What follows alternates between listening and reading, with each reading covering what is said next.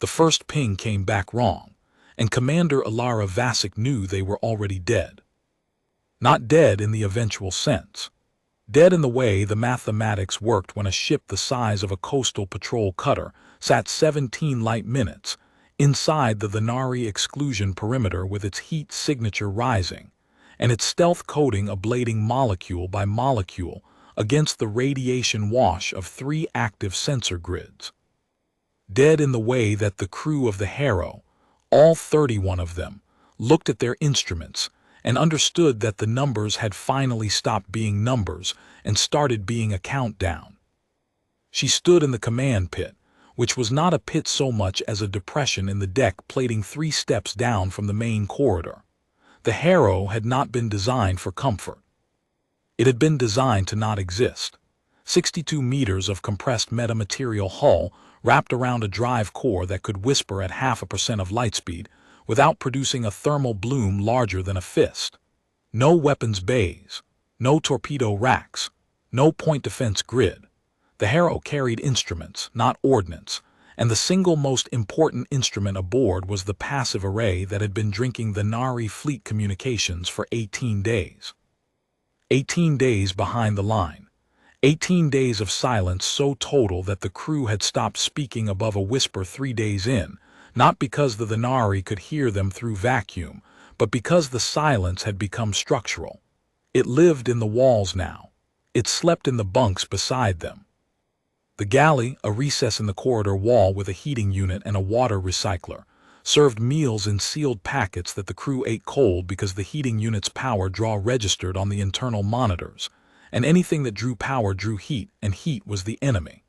The head was a curtained alcove. The bunks were stacked 3 high, 18 inches of clearance per rack, and the crew slept in rotation 8 hours on, 16 off, except nobody slept 8 hours. Nobody slept 4. The ship smelled of recycled air and sweat, and the faint metallic tang of the hull coatings that kept the Harrow invisible. Sector 44 grid just rotated, Petty Officer Hallam said from the sensor station, his voice pitched at the register they all used now, barely louder than the environmental recyclers. New sweep pattern, tighter. Vasic crossed to his station in 2 steps. The Harrow's bridge could hold 6, and it held 6, and every one of them could reach every console by leaning. She studied the sweep data overlaid on the tactical plot. The Thenari did not use random patterns. They were incapable of randomness. Their sensor grids operated on algorithmic rotation schedules that were mathematically perfect, meaning they were predictable, meaning they could be mapped, meaning the Harrow had spent 18 days threading through the gaps the way a swimmer threads through the dark spaces between searchlights. But the gaps were closing. Rate of tightening, she asked. 7% per cycle, consistent with their standard compression protocol when they suspect an intrusion but can't confirm. Hallam looked up. His eyes were bloodshot. Nobody had slept more than 2 hours at a stretch since day 11. At this rate, the gap in Sector 47 closes in 9 hours. Sector 47 was their exit corridor. The one navigable path back through the exclusion perimeter that the Thenari's algorithmic sweeps couldn't cover simultaneously. They had identified it on day 3, verified it on day 7, and built their entire extraction plan around it. 9 hours. Vasic turned to the navigation console where Lieutenant Okoro sat with his hands flat on the armrests, the way he always sat when the math was bad. Can we make 47 in 9 hours on current drive output? Okoro didn't answer immediately. He ran the calculation twice, which told her everything. 14 hours at whisper drive. If we push to full stealth cruise, 11. If we go to emergency quiet, which vents heat, which they'll see, 8 hours 40, but we arrive hot. So we can't make it quiet, and we can't make it cold. No, Commander. She looked at the tactical plot. 47 Thenari sectors filled the display, each one a cube of space roughly 4 light towers on a side, gridded with overlapping sensor coverage that the Thenari Convergence had spent 3 centuries building. The Convergence was not a species. It was a network, a machine intelligence distributed across 1,100 processing nodes, each one the size of a small moon, linked by quantum-entangled communication that operated without latency. The Thenari did not think. They calculated. They did not decide. They optimized. Their fleet, if you could call 18,000 autonomous warframes a fleet, did not patrol. It iterated, sweeping space with the patient, grinding thoroughness of an algorithm designed to find the one variable that did not belong. The Harrow was that variable. What about 43? Vasek asked. The secondary. Closed 8 hours ago, Hallam said. They collapsed it when the grid in 44 rotated. 39. Never viable. The processing node at 39 Central has full spectrum coverage. Nothing crosses that grid without being cataloged. Vasek stood very still. Around her, the bridge crew did what they always did when the options narrowed. They worked. Hallam ran continuous sweeps. Okoro plotted alternatives. Petty Officer Des at the communications station monitored the Thenari fleet channels, his hands moving across his console with the economy of a man who had been doing the same thing for 18 days and could now do it in his sleep. Lieutenant Commander Bryce, the executive officer, stood at the damage control board running thermal projections. Ensign Tar, the youngest 23 first deep mission, sat at the environmental console and kept the Harrow breathing. They were all waiting for her to find the answer. That was the weight of it, not the Thenari, not the sensor grids, not the 18 days of silence and recycled air and fear that lived in the gut like something swallowed whole. The weight was that 31 people believed she would find a way through because she was Commander Vasek, and Commander Vasek always found a way through, and they could not afford to consider the possibility that this time there was no way through. Bryce, she said quietly, my cabin 2 minutes. Her cabin was 4 steps from the bridge, separated by a curtain because the Harrow did not waste mass on doors. The cabin was a bunk, a fold-down desk and a screen. She sat on the bunk. Bryce pulled the curtain and stood because there was no room for 2 chairs. Give me the truth, she said. The truth is that we have the complete Thenari order of battle for the next 18 months, Bryce said. He was a tall man forced into a permanent stoop by the Harrow's ceiling height. Fleet rotations, processing node maintenance windows, defensive gap schedules, supply logistics for all 1,100 nodes, 18 days of passive intercepts, everything naval intelligence asked for and about 400% more. If we get this home, the combined fleet will know where every Thenari warframe is going to be for the next year and a half. And if we don't get home, then Thenari space stays opaque, and when the combined fleet crosses the perimeter next spring, they go in blind against 18,000 warframes that know exactly where they'll be coming from. Bryce paused. We have to get home. I know what we have to. I'm asking what we can. Bryce looked at the curtain as though he could see through it to the bridge. The crew is steady. Tired but steady. Tar's environmental system is holding, but we're burning through carbon scrubbers faster than projected. We have consumables for 6 more days. After that, CO2 starts climbing. So it's not just the exit corridor, it's the clock. It's always been the clock. Vasek closed her eyes. Behind them she saw the map, 47 sectors, each one threaded with sensor beams that moved in patterns she had memorized so thoroughly they appeared in her dreams. She had spent 11 years commanding stealth vessels.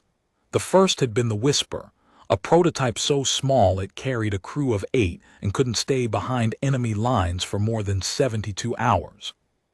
Then the Shade, the Silence, the long patrol aboard the Wraith that had earned her the nickname the fleet never used to her face. The Ghost, because Alara Vasek took ships into places they were not supposed to be and brought them back, and the enemy never knew they'd been there. But the Thenari were not like other enemies. The Dominari had been arrogant. They assumed their sensor grids were sufficient and didn't adapt when proved wrong. The Kesh hierarchy had been aggressive. they chased contacts, which meant they could be led, which meant they could be baited into gaps. Even the Solvari, with their biological sensor nets, had blind spots created by their own organic limitations. The Thenari had no arrogance, no aggression, no biological limitations.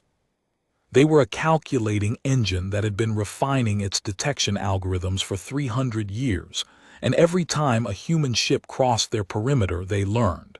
They cataloged the failure. They adjusted, and the next time the gaps were smaller. The Harrow was the 7th stealth ship to enter Thenari space. The first 6 had all returned safely, but each mission had been harder than the last, and the intelligence assessments had noted with clinical precision that the gap closure rate was accelerating. Vasek had read the projections before accepting the mission. By the 8th or 9th insertion, the assessments concluded the Thenari would have closed every viable corridor. The gaps would be gone. She had known, accepting this mission, that it might be the last one that could work. She had not told the crew. "There's one option we haven't discussed," she said. Bryce waited. "We go through a processing node." The silence in the cabin was different from the silence on the bridge. This one had a temperature. It was cold. "Through a processing node," Bryce repeated. "Node 46 Central. It's scheduled for a maintenance cycle in," she checked her mental timeline, 6 hours. The intercepted maintenance schedule shows a 12-minute window where its sensor output drops to 40%, while the primary array recalibrates. 40% is still 40%. 40% of a processing node's sensor output covers approximately 97% of normal space within its grid. But the Thenari maintenance protocol prioritizes the recalibration of their highest frequency bands first. For a window of approximately 90 seconds within that 12-minute cycle, their low-frequency passive detection drops below threshold for a vessel with our signature. 90 seconds. 90 seconds to cross a corridor that's approximately 600,000 kilometers wide at the node's narrowest detection shadow. Bryce did the math. She could see him doing it. That's full military power on the drive. Yes. Which produces a thermal bloom that will light up every grid within 2 sectors. After we clear the node's shadow, yes, at which point we'll be outside the exclusion perimeter. And they'll send warframes. And we'll be running at full power toward the combined fleet's forward picket line, which is stationed 4 light towers outside the perimeter. We'd need to survive approximately 19 minutes of pursuit. 19 minutes against the Thenari warframes in a ship with no weapons. The Harrow has countermeasures. The Harrow has decoys and chaff. The Thenari catalog decoys within 30 seconds. They've been doing it since insertion 3. Which is why we'll need something they haven't cataloged. Bryce looked at her for a long time. In 11 years of stealth operations, Vasek had learned that the moments that mattered were never the ones where you fired weapons or dodged enemy ships. They were the moments in the cabin, in the quiet, where you looked at your executive officer and asked them to trust a plan that the mathematics said should not work. "What haven't they cataloged?" Bryce asked. "Us, running at full power." She let that sit. Every human stealth ship that has crossed the Thenari space has done so in whisper mode. Every thermal signature they've recorded has been minimal. Every drive pattern they've cataloged has been low output. They have never, in 3 centuries of encounters with human vessels, recorded a stealth hull running at full military power. Because no stealth ship has ever been stupid enough to do it. Because no stealth ship has ever needed to. The corridors were always there. The gaps always held. But the gaps are closing, Bryce. Not just for us, for everyone. After this mission, there won't be another insertion. The intelligence we're carrying is the last look anyone will ever get inside the Thenari perimeter. So we don't get to be careful anymore. We get to be fast. Bryce straightened as much as the ceiling allowed. "I'll run the thermal projections." "Run them twice." He pulled the curtain aside and was gone. Vasek sat in the dark of her cabin for 30 seconds. She counted them. Then she stood and walked back to the bridge. "Listen," she said, and all 5 of them turned. "Here's where we are." She told them. She told them everything: the closing corridor, the consumables timeline, the processing node maintenance window, the 90-second gap, the 19-minute run. She told them because she had learned, across 6 stealth commands and 11 years of silence, that a crew kept in the dark made mistakes. A crew that understood the mathematics made decisions. And for the next 6 hours, she needed every one of them making the right decisions at the right time without waiting to be told. When she finished, nobody spoke for 10 seconds. Then Hallam said 90 seconds and went back to his console. Okoro pulled up the drive profiles. Des began sorting the communications intercepts by priority. If they didn't make it, the most critical intelligence needed to be in the burst transmission buffer, ready to fire toward the picket line in a compressed packet that might reach friendly ears even if the Harrow didn't. Tar, at the environmental station, said quietly, "I can shut down non-essential atmospheric processing 30 minutes before the run. It'll give the drive core an extra 2% thermal capacity." Vasek looked at the ensign, 23 years old, first deep mission, sitting in a metal tube behind enemy lines with 6 hours left on the clock and nowhere to go but through, and the first thing out of her mouth was how to squeeze 2% more out of the drive. "Do it," Vasek said. The next 5 hours were the longest of Vasek's career, and she had spent a career making hours long. The crew worked in the whispered cadence that had become their language. Bryce ran thermal projections until the numbers stopped changing. Okoro plotted the approach vector to node 46 Central with a precision that required calculating the gravitational influence of every significant mass within 3 light hours.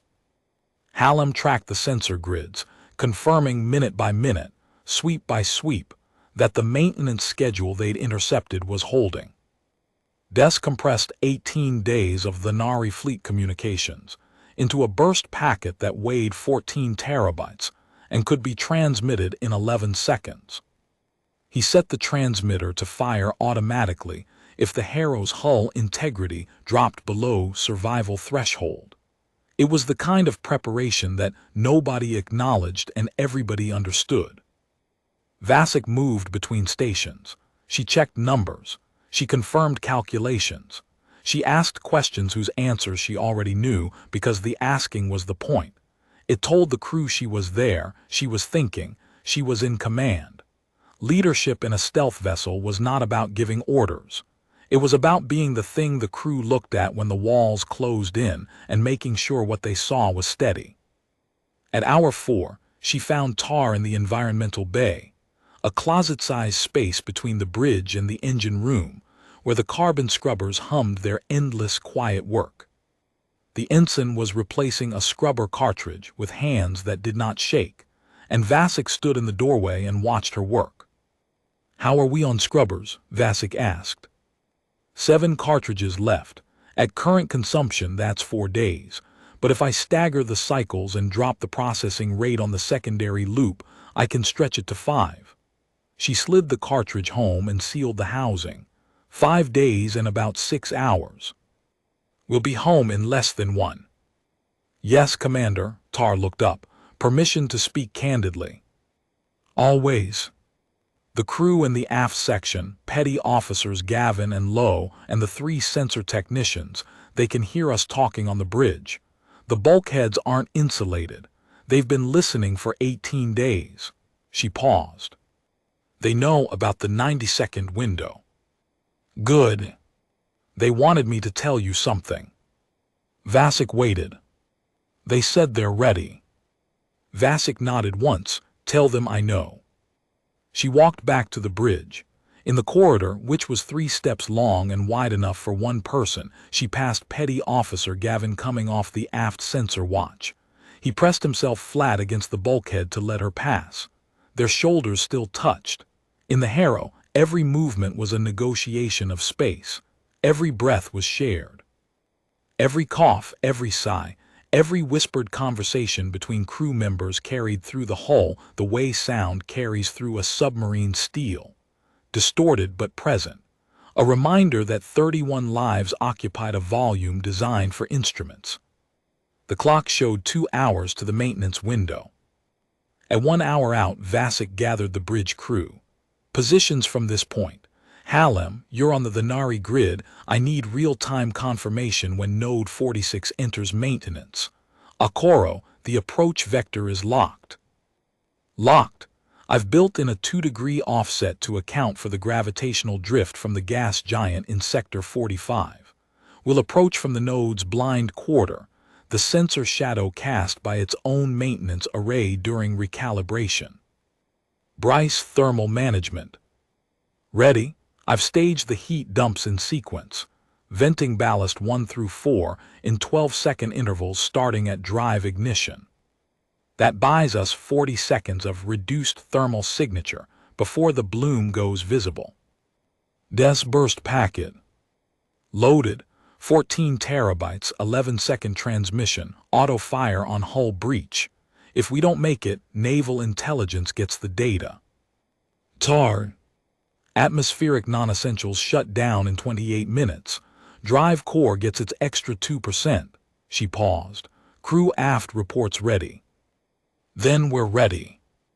The hour crawled. Every minute of it had weight. Vasek checked the corridor once the aft crew was seated in their stations. 5 people in a space meant for 3, their knees nearly touching, their displays casting pale light across faces that had aged 5 years in 18 days. Lo looked up when Vasek passed. She nodded. Vasek nodded back. The exchange lasted less than a second and said everything that needed saying. Vasek returned to the command station and watched the tactical plot, where Node 46 Central, a Thenari processing hub the size of a small moon, ringed with sensor arrays that could detect a warm coffee cup at 3 light minutes, turned slowly in the algorithmic ballet of its operational cycle. Around it, the grid pulsed with the regular heartbeat of sweep patterns that had been running without interruption for 300 years. The Thenari convergence had been humanity's most patient enemy, and patience in a machine intelligence was a different thing than patience in a species. Species grew tired. Species made mistakes born of boredom or frustration or the biological imperative to act. The Thenari did none of these things. They waited with the absolute stillness of a calculation in progress, and their calculations never timed out. Not the most aggressive, the Dominari held that distinction with their periodic border raids and their fleet actions that burned bright and died fast. Not the most numerous, the Solvari bred at rates that made their casualties irrelevant. Not the most alien, the Kresh existed as something between energy and intent, and had never been successfully communicated with. But the Thenari were patient. They had built their exclusion perimeter over 3 centuries, expanding it by fractions of a light-year per decade, tightening their sensor grid cycle by cycle, cataloging every contact and learning from every penetration. They did not threaten. They did not negotiate. They simply calculated, and their calculations always concluded the same thing, that the variable called humanity was best contained behind a wall of sensors and warframes, observed but not engaged, monitored but not provoked. The problem was that humanity could not afford to be contained, not with the combined fleet's spring offensive 6 months away, not with 18,000 Thenari warframes positioned along a perimeter that the fleet would have to cross, and not with the Thenari's detection algorithms tightening toward a point where no stealth vessel would ever penetrate their space again. The Harrow's mission was not just intelligence gathering, it was the end of an era. After this, there would be no more quiet crossings, no more ghost ships slipping through gaps that the algorithms hadn't closed yet. The Thenari would seal their space, and the next time human ships crossed the perimeter, they would do it with guns firing. Which was why the 14 terabytes in Des's burst packet mattered more than the Harrow, more than the crew, more than Vasek. She had understood this from the moment she accepted the mission. The data got home. Everything else was secondary. Node 46 entering pre-maintenance cycle, Hallam said. His voice was very quiet. Sensor output beginning diagnostic rotation. Time to maintenance window. 14 minutes. Vasek looked at Okoro. Start the approach. Whisper drive, take us to the threshold. The Harrow moved. It had been drifting for 6 hours, cold and quiet, a mote of dust in a sunless void. Now its drive whispered to life, not the full-throated roar of a warship's engines, but the barest murmur, a thrust output so low that the ship accelerated at fractions of a meter per second. At this output, the Harrow's thermal signature was indistinguishable from background radiation. The Thenari's algorithms would not flag it. Not yet. 12 minutes. The processing node grew on the forward display. It was not beautiful. Thenari constructions never were. It was a sphere of dark composite material, 300 kilometers in diameter, studded with sensor arrays that covered its surface like scales. Each array was independently powered, independently aimed, and independently capable of detecting a human heartbeat at 6 light seconds. Together, they formed a detection web so dense that the space around the node was effectively transparent to the Thenari's sight. Except during maintenance, because even perfect machines needed to recalibrate, and recalibration meant briefly loosening the web's weave. 10 minutes. The Harrow crept forward. On the bridge, nobody moved except Hallam, whose fingers traced the sensor data with the delicacy of a man diffusing ordnance. Maintenance cycle initiating, he said. Primary arrays entering diagnostic mode. High-frequency bands dropping first. Mid-frequency in 30 seconds.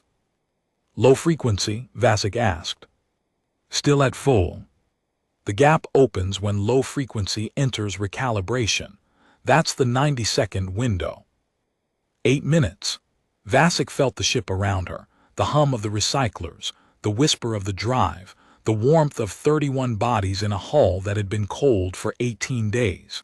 She felt the weight of the data in the burst packet, 14 terabytes of Thenari secrets that would change the war. She felt the weight of the 30 people behind the bulkhead who had sent word through tar that they were ready. She felt the weight of being the one who had to say the word. Tar shut down non-essentials. Shutting down. The environmental hum dropped by half. The air would grow stale in 6 hours, but they needed minutes, not hours. 6 minutes. The processing node filled the forward display now, a dark sphere against the deeper dark of space. The sensor arrays on its surface blinked in diagnostic patterns, organized, sequential, algorithmic.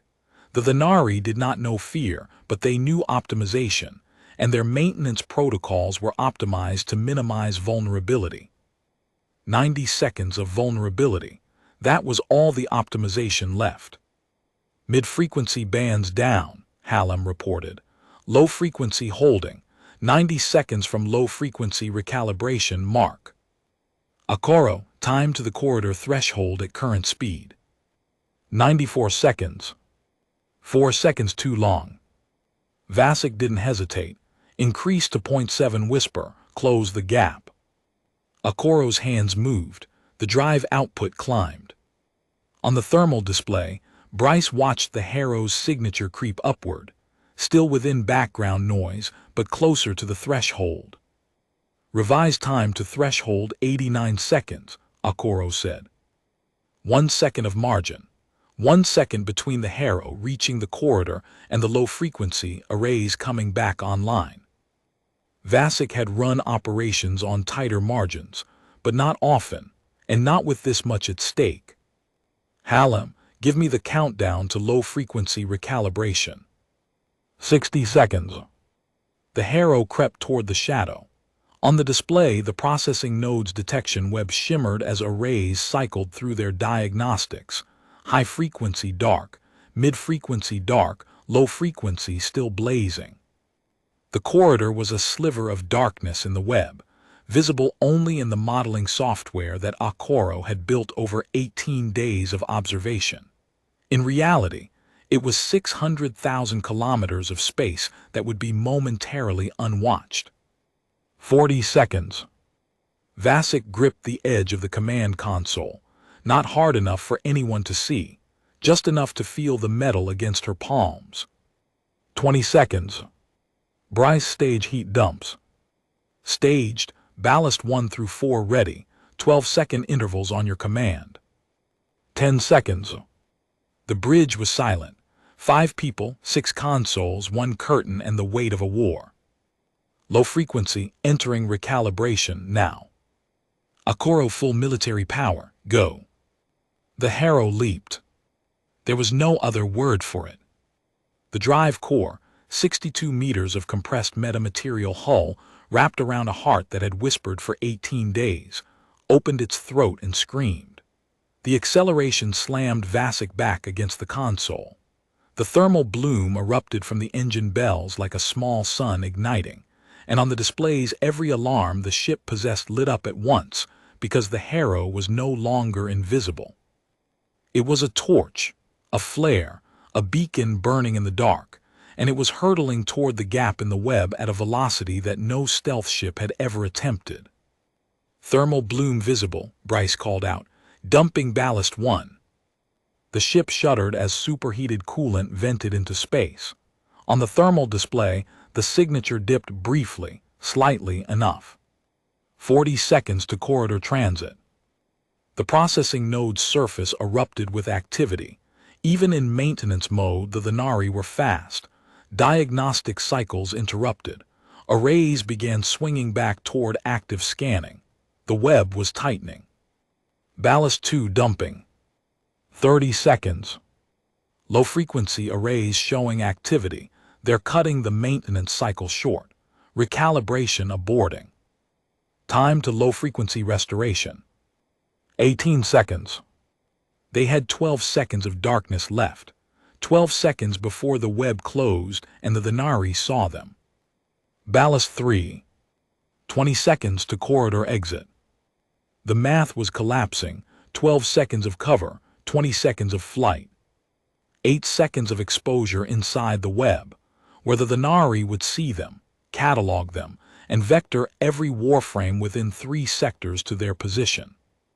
Vasek made the decision in the time between heartbeats. DES, partial burst. Now, 5 seconds priority data only. Transmitting. DES's hands flew. 5 seconds of compressed intelligence. The Thenari fleet positions, the warframe rotation schedules, the processing node maintenance windows, screamed toward the picket line on a tight beam frequency the Thenari would detect and could not jam. Low-frequency arrays online, they see us. The web closed, and the Harrow was still inside it. On the display, the Thenari response was instantaneous and beautiful in its mechanical precision. The processing node's arrays locked onto the Harrow's thermal bloom with the speed of a system that did not need to think. Vector calculations propagated across the grid at light speed. Warframe squadrons, 12 in the nearest sector alone, pivoted from their patrol patterns and oriented toward the contact. Multiple warframe contacts vectoring. 16, 18 warframes inbound. Lead elements at 4 minutes. Time to corridor exit. 7 seconds. 7 seconds. The Harrow burned through the last of the web's coverage zone with its drive at full military power, and its hull temperature climbing past every design specification. Behind it, the burst transmission raced ahead at light speed, carrying 5 seconds of intelligence that was already more than naval intelligence had gathered in the previous decade. Corridor exit now. We're clear of the node's detection shadow. Ballast 4, dump everything we have. The last of the thermal ballast vented. The Harrow's signature flared, then dimmed as the heat dispersed. But it didn't matter now. They were outside the exclusion perimeter. The web was behind them. The warframes were not. 18 contacts in pursuit. Lead elements closing at .3C intercept in 17 minutes. 17 minutes. The picket line was 19 minutes away at their current speed. 2 minutes short. Akaro, can we get more speed? Drive core is already past rated maximum. If I push it further, we risk containment failure. How much further? 5%, maybe 6%. Beyond that, the core housing can't handle the thermal load. Do it 5%. The Harrow strained. Vasek could feel it in the vibration of the deck plating, the ship's structure protesting the forces being asked of it. The Harrow had been built to whisper. It was screaming now, and the scream was tearing at its bones. Revised intercept 14 minutes. Picket line at 16 minutes. Still 2 minutes short. The Thenari were faster. Des continuous burst transmission, everything. 14 terabytes, continuous beam maximum power. Commander, that'll burn out the transmitter array. The data reaches the picket line or nothing does. Transmit. Des opened the transmitter. 14 terabytes of Thenari intelligence poured into space on a beam so powerful it would have been visible to any receiver within 10 light hours. The transmitter array, designed for whispered, coded, frequency-hopping communications, howled under the load. Vasek could smell the ozone from the bridge. Transmitting. Estimated time to complete transmission, 8 minutes. Warframe lead elements closing, 10 minutes to intercept. The mathematics was clear now. The data would transmit in 8 minutes. The warframes would arrive in 10. The picket line was 16 minutes away, and the Harrow would reach it in at current speed with the extra 5%, 15 minutes and 20 seconds. 40 seconds of margin, less than 1%. Hallam, what are the warframes doing? Standard Thenari intercept geometry. They're not chasing us on a direct vector, they're calculating an optimal interception cone. 3 groups converging from 3 angles. They'll collapse the cone and force us into a kill zone. Can we break the geometry? If we deviate from a straight line course, we lose speed. Any course change puts the intercept inside 12 minutes. Then we don't deviate. The minutes bled away. The Harrow ran, and the warframes closed, and 14 terabytes of Thenari secrets poured into the void at light speed. On the bridge, the crew worked their consoles with the focus of people who understood that the margins had narrowed to nothing, and the only thing keeping them alive was the math holding. Transmission at 40%, Des reported. 6 minutes to completion. Warframe lead group at 8 minutes. The Thenari warframes were elegant in the way that all machine constructions were elegant, functional, efficient, devoid of aesthetics. Each one was a 120-meter autonomous weapons platform carrying kinetic accelerators, particle lances, and interceptor drones. They did not communicate with each other. They did not need to. They were nodes in a network, each one executing its portion of a distributed calculation that optimized for a single outcome, the destruction of the variable. The Harrow was the variable. Bryce, what do we have for countermeasures? 4 decoy drones, 8 chaff dispensers. The Thenari catalog decoys within 30 seconds, so the drones buy us half a minute each, maximum. Chaff is useless. Their sensors filter it in real time. Launch 2 decoys now. Spread pattern. Make the Thenari waste 30 seconds on each one. Launching. 2 drones separated from the Harrow's hull and accelerated on divergent vectors, each one broadcasting a thermal signature that mimicked the Harrow's drive output. The Thenari warframes detected them instantly. For 28 seconds, the lead group divided its targeting calculations between 3 contacts. Then the algorithms resolved the deception. 28 seconds, not 30, the Thenari were getting faster. Decoys cataloged, warframes reconverging on our actual position. 7 minutes to intercept. Transmission at 60%, 4 minutes to completion. 3 minutes between the end of the transmission and the warframe's arrival. If the data got out, The mission was a success regardless of what happened to the Harrow. Vasek held that thought in the center of her mind and built the next 3 minutes around it. Launch the remaining decoys at 5 minutes, full spread, and the chaff all 8 dispensers. That's everything we have, Bryce said. I know. The minutes passed. The Harrow's hull temperature climbed. The transmitter array smelled like burning circuitry. Tar reported that CO2 levels were rising. The atmospheric shutdown was doing its job for the drive, but the air was thickening. Transmission at 80%, 2 minutes. Warframe intercept in 5 minutes. Launch decoys, all chaff. The Harrow emptied its countermeasures into space. 2 more decoy drones, 8 chaff dispensers, a cloud of electromagnetic noise and false signatures that bloomed around the ship like a flower of deception. The Thenari warframes processed, evaluated, cataloged. 31 seconds this time. The Thenari were learning in real time. Warframes through the countermeasures. 4 minutes to intercept. Transmission at 92%, 50 seconds. Guess how much is left? 0.8 terabytes. The Warframe rotation schedules and the processing node vulnerability analysis. The last 8%. The most valuable 8%. The part that told the combined fleet where every gap in the Thenari perimeter would be for the next 18 months. The part that made the spring offensive possible. 40 seconds. Warframe lead group beginning weapons range approach. 3 minutes to effective range. 30 seconds. Vasek counted.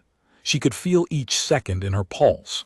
The bridge was silent except for the hum of the dying transmitter and the whisper of air that was growing thin. 20 seconds. Warframe targeting solutions locked. 2 minutes 40 seconds to weapons range. 10 seconds. 5. Transmission complete. Dessa's voice cracked. 14 terabytes transmitted. Burst packet received. I'm getting a confirmation ping from the picket line. They have it. The bridge exhaled. Not a cheer, not a shout. An exhale, the sound of 31 people releasing a breath they had been holding for 18 days. Transmitter array is burned out, Des added. It's gone. It did its job, Vasek said. Akoro time to picket line. 7 minutes at current speed. Warframe weapons range. 2 minutes 30 seconds. 4.5 minutes of gap. 4.5 minutes where the Thenari warframes would be in range, and the Harrow would have no countermeasures, no weapons, no armor worth mentioning, and nothing but speed and a drive core that was running past every limit its designers had imagined. Akoro, give me 6%.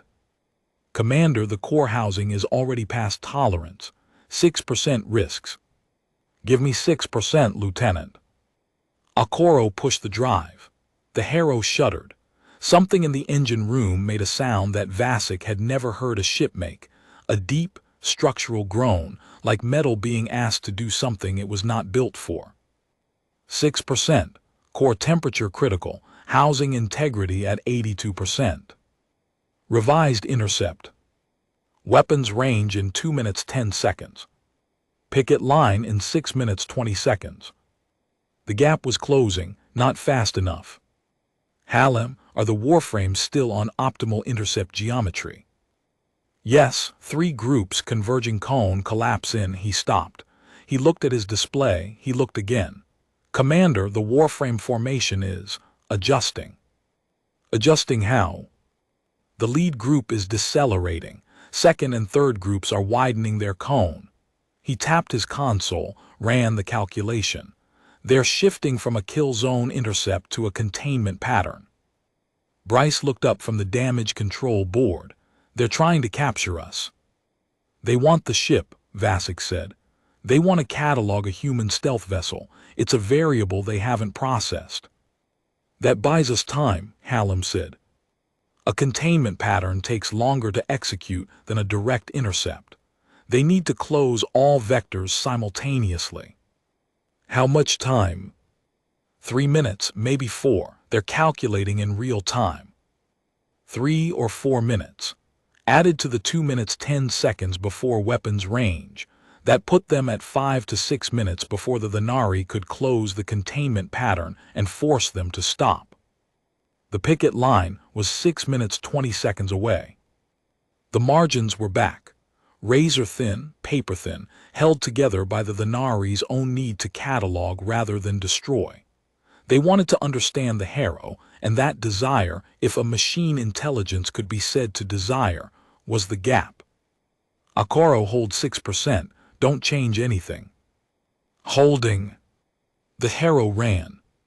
Behind it, 18 Thenari warframes performed their containment calculation, each one adjusting its vector in real time, tightening the cone by fractions of a degree with every passing second. They were beautiful and terrible, 18 points of cold light converging on a point in space where the Harrow would be, should be, must be if the mathematics held.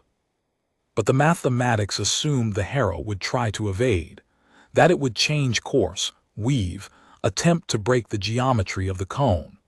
The containment calculation was built around that assumption. The Harrow did not evade, it ran straight. A burning line through empty space, pointed at the picket line like an arrow, and every second of straight line running was a second the containment calculation had to adjust for a scenario it hadn't optimized, a target that would not deviate. Containment pattern not closing, Hallam reported, something approaching wonder in his voice. They keep recalculating. Every time they project our course change, we don't change course, and the calculation resets. How long can that buy us? As long as they believe we'll eventually turn. The moment they realize we're running straight for the picket line, they'll abandon containment and go to direct intercept. How long before they realize? Hallam watched the warframe vectors, 2 minutes, maybe 3. Their processing speed is, it's extraordinary, Commander, but they're iterating through possible evasion patterns, and every iteration takes time. Picket line in 4 minutes. The warframes recalculated. The Harrow ran. The gap between predator and prey was measured in seconds, and every second the Thenari spent calculating was a second the Harrow spent closing the distance to safety. At 2 minutes out, the warframe formation snapped. It happened all at once. 18 warframes simultaneously abandoned the containment pattern and pivoted to direct pursuit. The Thenari had solved the calculation. They knew the Harrow was running straight. They knew where it was going. And they accelerated with the terrible efficiency of machines that had stopped trying to understand and started trying to destroy. Direct pursuit, all 18 warframes accelerating, weapons range in 90 seconds. Picket line in 2 minutes. 30 seconds of gap, 30 seconds between weapons range and the picket line. Hallam, what's at the picket line? The forward picket, 3 destroyers, 1 cruiser, and he stopped. He checked. Commander, the picket line has been reinforced. There are 9 ships on station, including the Arcturus. The Arcturus, a Vanguard-class heavy cruiser, 400 meters of weapons batteries and shield generators, the single most powerful warship in the combined fleet's forward deployment. It had not been at the picket line when the Harrow crossed into the Thenari space 18 days ago. Someone at Naval Intelligence had read the mission timeline, calculated the extraction window, and moved a heavy cruiser to the picket line, just in case. The Arcturus is broadcasting, Des said. He was reading from the burned remnants of his receiver array, pulling signal through hardware that should have been dead. Wideband, open channel, they're broadcasting toward the Thenari warframes. What's the message? Des listened. Then he looked up, and for the first time in 18 days his expression changed. It's a weapons-free declaration. The Arcturus is informing the Thenari that any warframe that crosses the picket line will be engaged with full armament. On the display, the Thenari warframes processed the message. They calculated. They optimized. They decelerated. Not all at once. Not dramatically.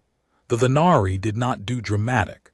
They decelerated with the precise, measured efficiency of a system that had run the calculation and concluded that the cost of engaging a Vanguard-class heavy cruiser exceeded the value of capturing one stealth vessel.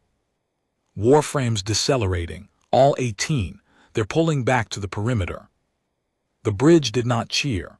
They were too tired to cheer, too drained, too deep into the silence that had lived with them for 18 days.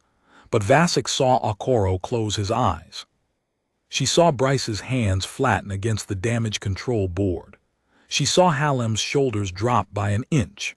She saw Tar, at the environmental console, press her palm against the bulkhead and hold it there, touching the ship the way you touch something that saved your life. "Reduced to standard cruise," Vasek said. "Take us home." The Harrow crossed the picket line 7 minutes later. The Arcturus fell in alongside, its 400-meter hull dwarfing the stealth ship so completely that the Harrow looked like a pilot fish beside a whale. The other picket ships formed a loose escort, their sensor arrays pointed outward, their weapons hot, their crews standing at stations they had manned for 3 days waiting for a ship that might not come back. Vasek stood at the command console and watched the Thenari warframes recede on the aft display. 18 points of cold light, pulling back to the perimeter, returning to their patrol patterns, resuming their algorithmic sweeps. They had cataloged the Harrow. They had processed the data. They had added one more variable to their 3 centuries of calculations. But they had not captured it. They had not destroyed it. And the 14 terabytes of intelligence that the Harrow had carried out of their space was already being decrypted at the picket line's communications center, already being transmitted to combined fleet headquarters, already changing the shape of a war that would be fought 6 months from now, with the benefit of knowledge that the Thenari could not know had been taken. Bryce appeared at her shoulder. "The Arcturus is hailing. Captain Morneau sends compliments and requests permission to come alongside for personnel transfer.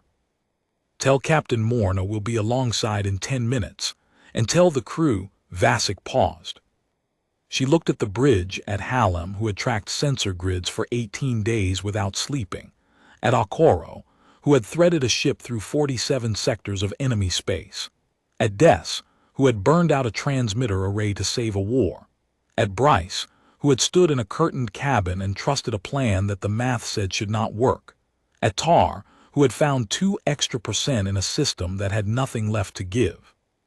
"Tell the crew the mission is complete, 47 sectors, 19 days. All hands." She said it simply because there was no other way to say it. The words were small. The meaning was not. The Harrow came home. It docked alongside the Arcturus 40 minutes later, guided into a maintenance cradle that the cruiser's crew had prepared with the careful urgency of people who knew what the small ship carried. The docking clamps engaged with a shutter that ran through the Harrow's hull, and for the first time in 19 days, the ship was connected to something larger than itself. Fresh air flooded through the emergency, umbilical, clean, cold, oxygen-rich air that tasted like nothing and everything, and the crew stood in the corridor and breathed it and said nothing.